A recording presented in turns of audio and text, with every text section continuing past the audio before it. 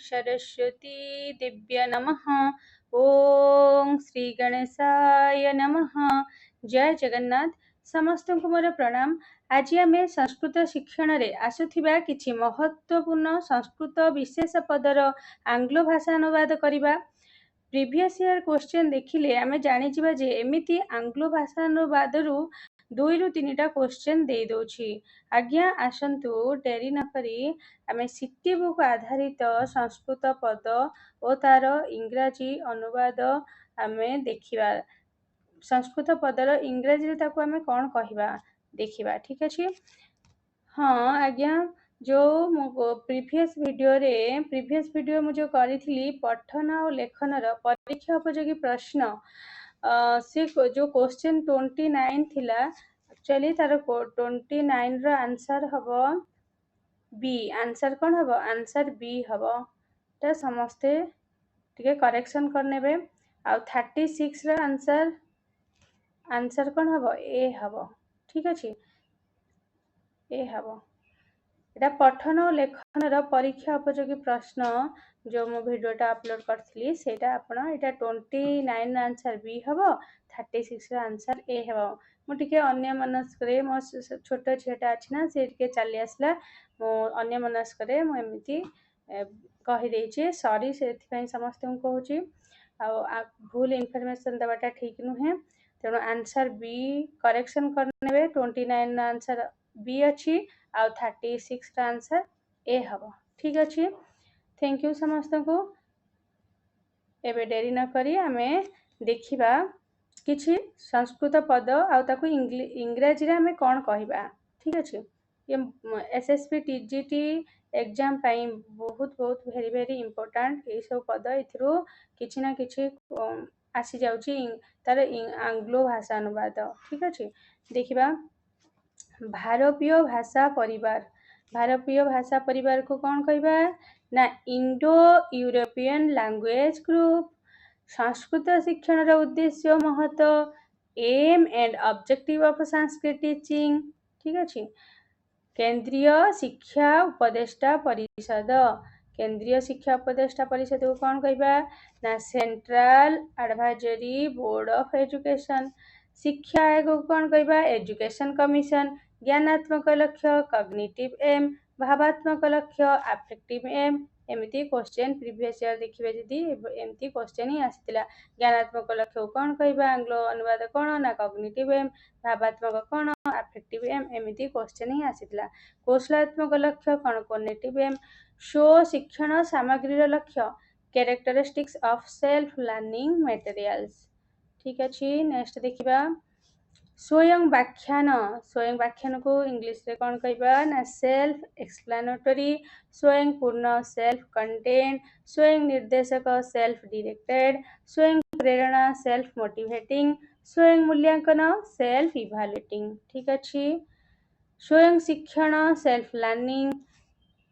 संस्कृत शिक्षण निमंते सुगम कौशल strategy for facilitating acquisition of language skill.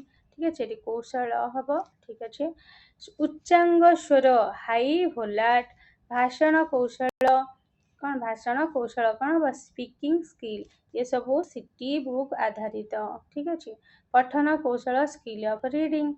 गति कौन कहबा गति होची हमर फिक्सेशन। ठीक अछि। पश्चात गति गति होची हमर मूवमेंट और स्मृति होची कोन फिक्सेशन स्मृति फिक्सेशन। ठीक अछि। पश्चात गति एठी स्थिति लिखा है एटा स्मृति हबो। ठीक अछि।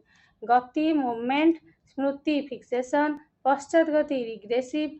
पठनर श्रेणी विभाग हबो कोन क्लासिफिकेशन ऑफ रीडिंग। ठीक अछि।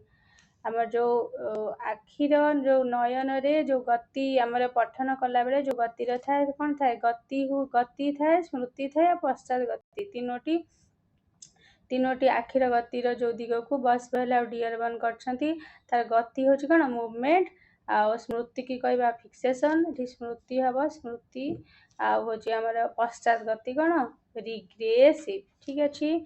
पठनर श्रेणी विभाग करिबा जदी क्लासिफिकेशन ऑफ रीडिंग। नेक्स्ट देखिबा मुखरता पठन साउंड रीडिंग।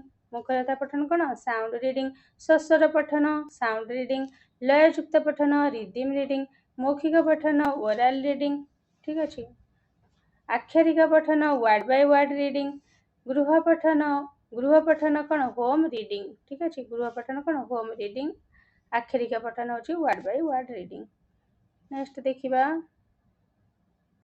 मौन पठन साइलेंट रीडिंग जंत्रवत पठन मेकानिकल रीडिंग अवघोष पठन सबभोकाल रीडिंग भावग्रहणीयता पठन मीनिंगफुल रीडिंग गहन पठन इंटेंसिव रीडिंग नेक्स्ट देखिबा विकासार्थक पठन डेवलपमेंटल रीडिंग संदर्भ पठन रेफरेंस रीडिंग विस्तृत पठन डेस्क्रिप्टिव रीडिंग आधारित पठन बासल रीडिंग विमर्शात्मक पठन रिफ्लेक्टिव रीडिंग नेक्स्ट देखिबा पठन गति कौन कहबा पठन गति को रेट ऑफ रीडिंग मंद पठन को कौन कहबा ना फिंगर रीडिंग सामान्य पठन को इंग्लिश रे कौन कहबा रिमेडियल रीडिंग द्रुत पठन को इंग्लिश रे कौन कहबा फ्री रीडिंग गभीर पठन को कौन कहबा इंटेंसिव रीडिंग लिखन कौशल को कौन कहबा ना स्किल ऑफ राइटिंग अनुलेख विधि ट्रांसक्रिप्शन प्रतिलेख विधि पैराग्राफ राइटिंग श्रुतलेख विधि डिक्टेशन ठीक अच्छे रचना लेखन विधि को कौन कहबा कंपोजिशन प्रतिलिपि जेरेक्स ठीक अच्छे ये सब सिटी बुक रे ही अच्छी रिक्त स्थान कौन कहबा मार्जिन रिक्त स्थान कौन कहबा मार्जिन कहबा नेक्स्ट देखिबा मौखिक रचना कौन कहबा ओरल एसे लिखित रचना को रिटन एसे मुक्त कथन फ्री कन्वर्सेशन कौतूहल कथन क्यूरियस कन्वर्सेशन वेगात्मक कथन इमोशनल कन्वर्सेशन ठीक अच्छे ये सब लेखन कौशल रे अच्छी वर्णना कौन नेरेशन वाक्य संस्प्रेषण कौन सेंटेंस एक्सप्लेनेशन संलाप डायलॉग ठीक अच्छे तर गल्प कथन कौन ना स्टोरी टेलिंग व्याकरण विधि ग्रामर मेथड तापर देखिबा तात्विक व्याकरण कौन तात्विक व्याकरण फॉर्मल ग्रामर व्यवहारिक व्याकरण फंक्शनल ग्रामर व्याकरण शिक्षादान उद्देश्य ऑब्जेक्टिव ऑफ ग्रामर मेथड पारंपरिक प्रणाली ट्रेडिशनल मेथड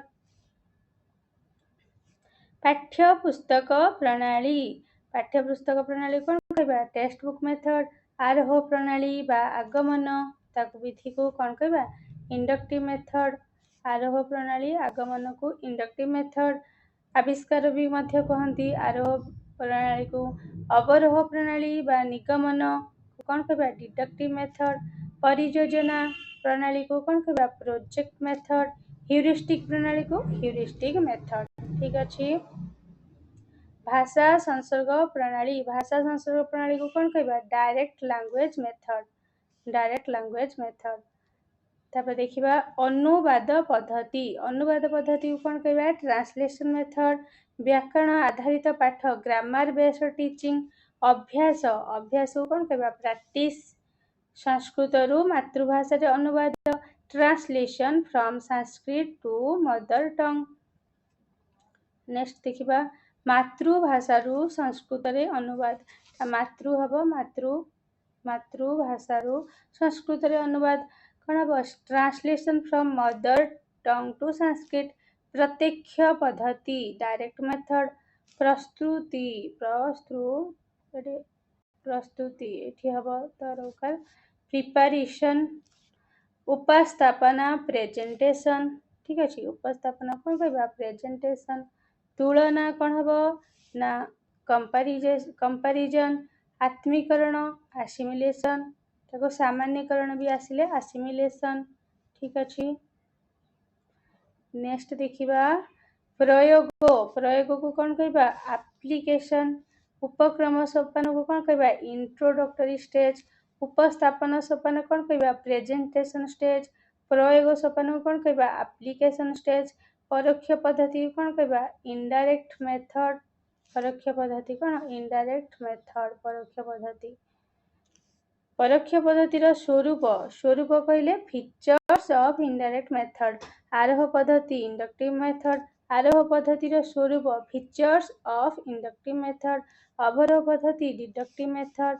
अवरोह पद्धति कौन हम डिडक्टिव मेथड अवरोह पद्धतिर स्वरूप features of deductive method features of deductive method next देखिबा अन्वय पद्धति कौन कहबा प्रोज ऑर्डर मेथड अन्वय पद्धतिर स्वरूप features of pros order method तापर देखिबा दंडान्वय पद्धति कौन कहबा दंडान्वय पद्धति डायरेक्ट प्रोज ऑर्डर मेथड खंडान्वय पद्धति इनडायरेक्ट प्रोज ऑर्डर मेथड ठीक अछि नेक्स्ट देखिबा विषय विभाग कौन कहबा कंटेंट डिवीजन परिभाषा कौन कहबा ग्लोसरी सारांश को समरी उपक्रम इंट्रोडक्शन ठीक अछि सामान्य उद्देश्य कौन कहबा सामान्य उद्देश्य जनरल लर्निंग ऑब्जेक्टिव विशेष उद्देश्य कौन हम विशेष उद्देश्य स्पेशल लर्निंग ऑब्जेक्टिव सहायक उपकरण टीचिंग एड्स नेक्स्ट देखिबा पूर्व ज्ञान कौन प्रीवियस नॉलेज प्रस्तावना प्रोलॉग उद्देश्य कथन लर्निंग ऑब्जेक्टिव आदर्श पाठ आइडियल रीडिंग नेक्स्ट देखिबा अनुपाठ कौन ना लाउड रीडिंग अशुद्धि संशोधन करेक्शन ऑफ एरर पदच्छेद डिजंक्शन ऑफ वर्ड्स कठिनता दूरीकरण रिमूव ऑफ डिफिकल्टीज कठिनता दूरीकरण कौन रिमूव ऑफ डिफिकल्टीज तुम पाई काम एक्टिविटी निजको निजे परखिबा सेल्फ चेक एक्सरसाइज ठीक अछि तब आंतरिक अनुवाद कौन आंतरिक अनुवाद ट्रांसलेशन तो अनुकृति कौन हम अनुकृति ट्रांसक्रिप्शन अभिनय एक्टिंग चित्र पिक्चर प्रतिकृति मॉडल ठीक अछि एथिला हमर किछि संस्कृत पद आउ तार आंग्लो भाषा अनुवाद जदि क्लास समस्त को भल लगुछि कि आहरी भी बहुत किछि वीडियो पैसेज जड़े भौणी कहते कि पैसेज आने निश्चित भाव में निश्चित पर वीडियो पैसेज ही आनी समस्त को थैंक यू फॉर वाचिंग समस्ते लाइक करंतु यदि वीडियो भल लगे लाइक करंतु सब्सक्राइब करंतु आ कमेंट भी मध्य करंतु को भाया भाव में वीडियो आपण मानक लगुछि आउ नेक्स्ट वीडियो कौन भी आनी ता भी आपण माने भी कमेंट करि परिबे थैंक यू फॉर वाचिंग।